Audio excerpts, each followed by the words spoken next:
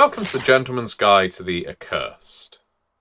Those of you who listen to podcasts for your history or indulge in unsolved mystery specials on notorious killers will have undoubtedly heard the tale of Countess Bathory, but I imagine I have some new takes for you. You see, Bathory was, by all accounts, a 16th century Hungarian countess, and by all accounts was a murderer. A serial murderer, one of the first on record. You see, she would bring peasants of virtue, innocence, to her castle, where she would treat them, where she would let them live the best possible day and night of their life, and then she would slay them, slowly, allowing the blood to seep out and fill a basin or tub, and after they had expired, she would bathe in their blood, in sacrament, reverence to them and their sacrifice, but that blood would allow her an eternity of beauty and youth. Eventually, the people of her region, they rebelled against her, as they so often do against tyrants, and they said, "We will not take this any more. Countess Bathory, you must pay the price for this wickedness." And what did they do? Well, it wasn't justice so much as punishment. They walled her up within her own castle, brick by brick. She was entombed alive, or, I suppose if you believe some of the stories, undead. This wasn't because they had no imagination. I mean, it takes some imagination to wall someone in. It's because all other methods of execution had failed. You see, the hangman tried first, and it did break her neck, the noose, but the broken neck did not stop her from functioning, did not stop her from ruling over her subjects. They tried drowning her next, and to their great horror it appeared she had no need to breathe. We are reaching Rasputin levels of immortality now, and so her neck was placed on the chopping block. But every executioner brought to her fainted, grew ill, or died of immediate cardiac arrest as soon as they raised the axe above their head. It would appear there was no way to kill this woman. All they could do was brick her in and leave her there, in the vain hope that they might die of natural causes before she escaped, and ultimately sought revenge on those who treated her in this way. Now, this is all apocryphal. This is a tale, a very interesting tale, a fun tale if you're morbidly inclined, but is any of it true? Difficult to say. 500 years, 600 years ago now. But what I can say is if you do a little digging, read a book once in a while, or even better, speak to some of the people who were there at the time, because let's not forget, as accursed, we have access to many, many people who were there 500, 600 years ago who could tell you from memory what they saw. Now, they all give different stories, naturally. They tell the story about how the Countess was an unwilling subject of a tyrant king who wished to cede parts of her territory to his rivals. To pacify them, you understand. She didn't want to give up anything, and so he started spreading the rumor that she was a murderer, that she was a villain, and that she should be punished for such. There are other stories that the bishop of her, I guess what you would call bishopric, saw her covered in blood one night, and assumed that she had been bathing in it, when in fact she had been participating in a pagan ceremony very popular among the Hungarian peasantry, and, well, whether that was an assumption, or whether he was just tired of her catering to pagan whims, who can say? But he, too, spread the rumour that she was a blood bather.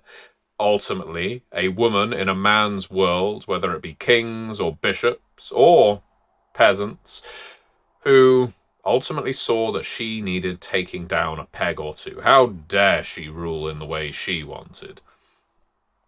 I think making a judgment one way or the other is tricky. Maybe ill thought out. You see, when you listen to propagandists, they naturally want to sell you on something.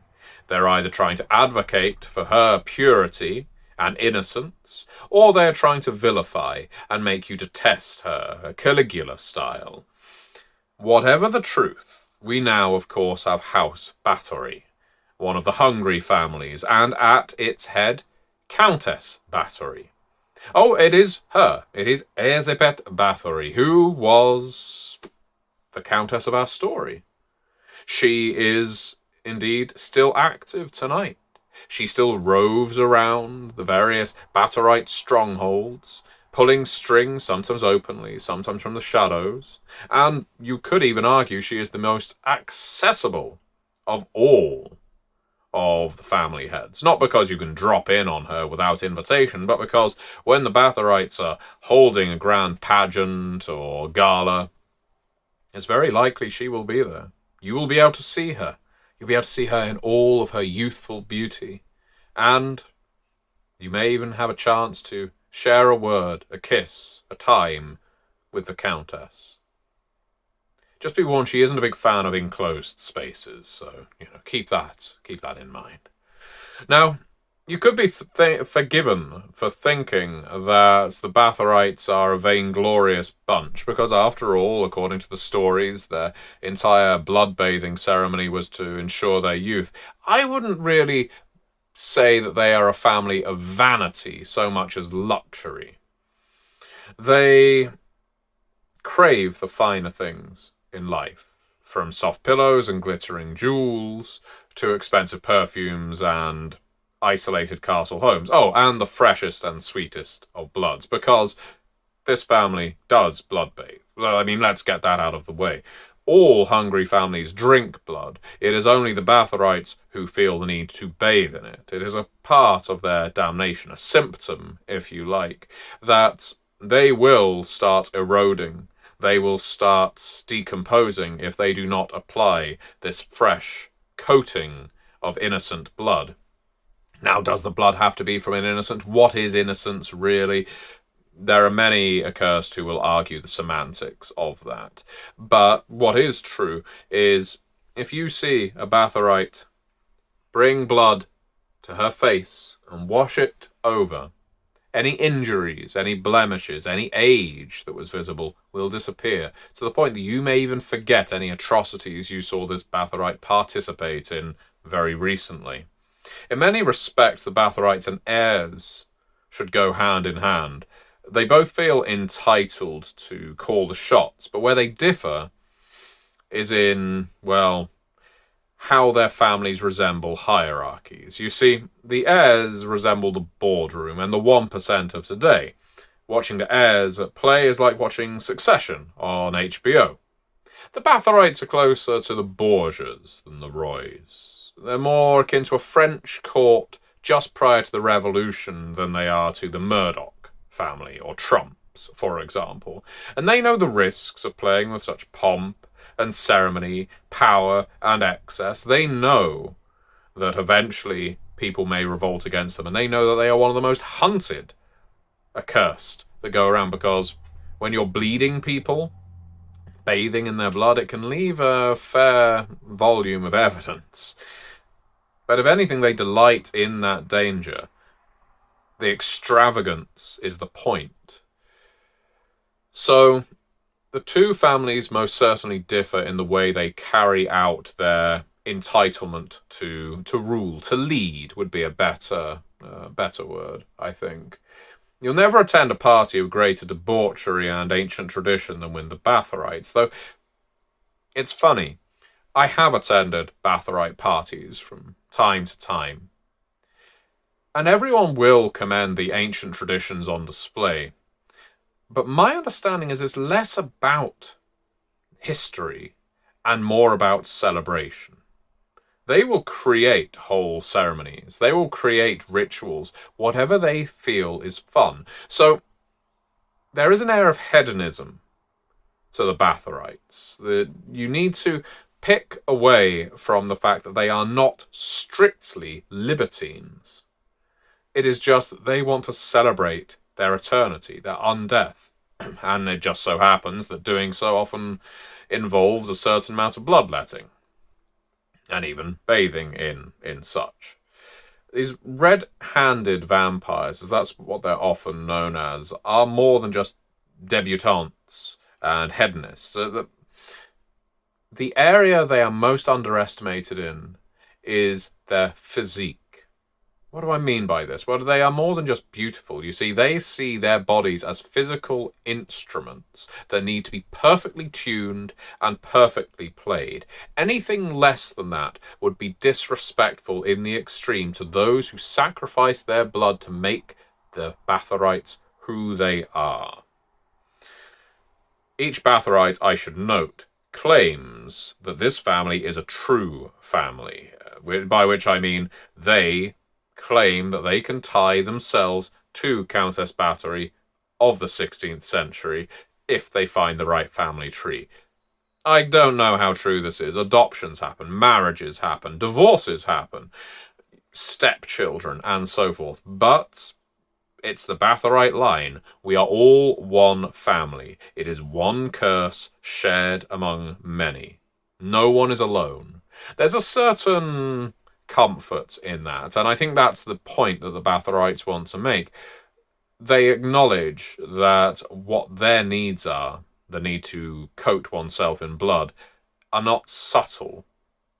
This is not something that you can handle on your own necessarily. It's useful to have servants, retainers, supporters, friends, and family who can help you clean up a body, clean up the blood, or even fetch the victims for you. And so it's more closely knit than the cutthroat agenda of the heirs, let's say. Now, I will say that the entire family proximity, the idea of all claiming descent from the Countess, is one of the main areas of division between the Bathorites and the heirs. You see, they both like to claim ancestral right to lead, but unlike the heirs, the Bathorites say, our line is genuinely known. Your line has had more names than anyone has any right to.